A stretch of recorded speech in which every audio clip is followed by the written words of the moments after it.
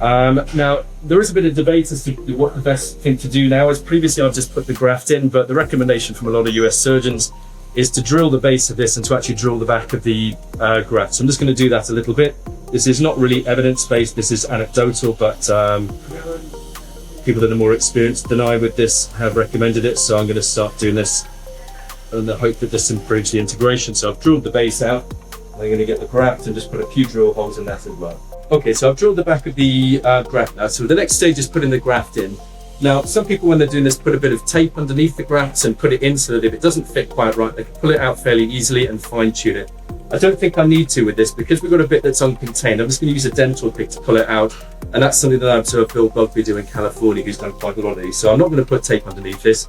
I'm just going to push this in, and if it isn't quite right, I'll use a dental pick to get it out and then fine tune. Okay, so I'm just going to put the graft in, so they're going to match north to north, and that's lining up pretty nicely. Just going to try to get that in by finger as best I can.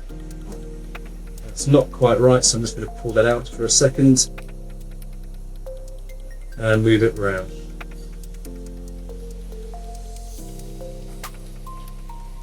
Okay, so that's gone in very, very nicely by hand, and I'm just going to give it a very gentle tap with this.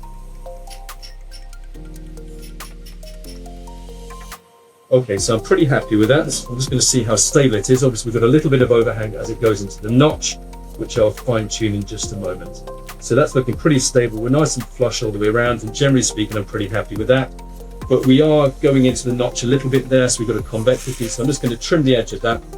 I could take it out and just trim it with some nibblers, but in this case, because it's relatively small and I'm pretty happy with my exposure, I'm just going to use a BTB saw blade to do that.